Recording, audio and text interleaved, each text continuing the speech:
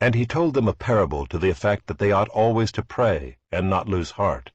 He said, "In a certain city there was a judge who neither feared God nor respected man. And there was a widow in that city who kept coming to him and saying, 'Give me justice against my adversary.' For a while he refused, but afterward he said to himself, 'Though I neither fear God nor respect man, yet because this widow keeps bothering me, I will give her justice, so that she will not beat me down by her continual coming.' And the Lord said, 'Hear what the unrighteous judge says. And will not God give justice to his elect, who cry to him day and night? Will he delay long over them? I tell you, he will give justice to them speedily. Nevertheless, when the Son of Man comes, will he find faith on earth?'" Today's readings are about prayer, praying ceaselessly. And my comments today really are all about prayer and being faithful when you do it. There's an author named and a preacher named Tom Long, and he tells a story about a young boy named Frank who was walking along the Mississippi River near where he lived. And he saw another boy putting together this makeshift raft. And he said, "What are you doing?" He goes, "I'm going to take this raft and I'm going to go out to that island in the middle of the river." And Frank's like, "Okay." And he goes, "I dare you to come with me." And, young boys, dare and double dog dare and all that stuff. He went. He said, "Okay, I'm going with you." So they scrambles down the bank and they get on this makeshift raft and they get out halfway, between the river and the island, and the raft just falls apart. So they just have to abandon what's left of the raft and they swim to shore, to the island. And then they realize, as some teenagers do after the fact, now what are we going to do? There's this swift current that took away our raft. How are we going to get back? And so they're, freaking out. Nobody knows that they're even there, right? And right about that moment, a paddle wheel steamer comes around the bend. And Frank goes running down to the bank, and he's waving his hands, and he's yelling, "Help, help!" He's screaming, And the other kid's going, "Are you crazy? I mean, those people in that boat cannot hear you because of all the noise from the paddle wheel." But Frank keeps yelling and screaming, "Help, help!" And at that moment, the paddle wheel steamer turns towards their island. So the other kid says to Frank, "God, how did you do that?" And Frank says, "Well, there's something you don't know.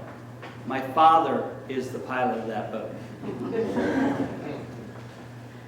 Well, the captain of the boat is the Father, and the captain of the universe is our Heavenly Father. And how much more will He, who formed us in our mother's womb, how much more will He respond to our cries of help? So pray always and don't lose heart. Now, what I like about this story is it kind of puts prayer into perspective. It shows that, if you pray ceaselessly and you ask when you really, really need it, that God will come to your help. It also talks about trust, the trust between a father and a son, and that we should pray with total trust to God. If we truly believe that God is our Father and that there's that trust, we've overcome half the battle of prayer. I mean, I know a lot of people say, "Well, I pray for things and I don't get an answer," or "I pray for money and I don't get money," or "I pray for health and I don't get health," and "I pray for peace in the world," and the war's still raging over in Afghanistan and a lot of other places. But we have to trust our own earthly Father, and we have to have that immediate trust of our own Father. And fathers can teach you a lot about trust if they do their job properly. As a boy, I asked my father if I could join the Cub Scouts. I mean, I was probably 6, 7 years old at that point. And I thought I really, really wanted to join the Cub Scouts.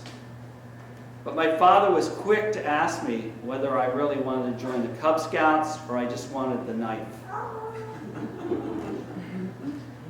And, well, I had seen the Cub Scout knife, and I liked that little knife with the little blue emblem on it, you know. And I really wanted one.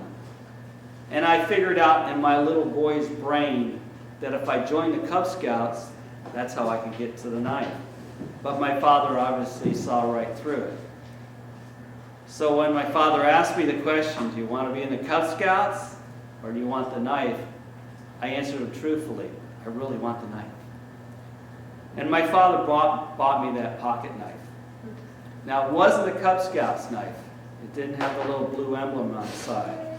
It was a genuine, real leather siding made of plastic. Right? But when I saw it, I was still really excited. But before he gave it to me, he took the knife and he took his thumb and he found out it was too sharp. And so he started kind of sawing it, slicing concrete with it. And I'm a little kid, I know that's not right. I don't want a dull knife. But once he got it where it was dull enough and he touched it with his thumb again, that's when he handed it to me. I was still ecstatic at getting a knife at age 6 or 7, whatever it was. Of course, the first thing I did as a little boy was go outside and scrape it so I could resharpen it out on the concrete. But the moral of the story is about my trust of my Father, which translates into trust of the Heavenly Father. And you know, as an adult sometimes, I still pray to God for things in the wrong way. Yeah, I pray for money. But I'm really praying for financial security. And I'm sure a lot of us do, right? I suppose in my little boy brain that's still there, that if I have enough money, I'll feel financially secure.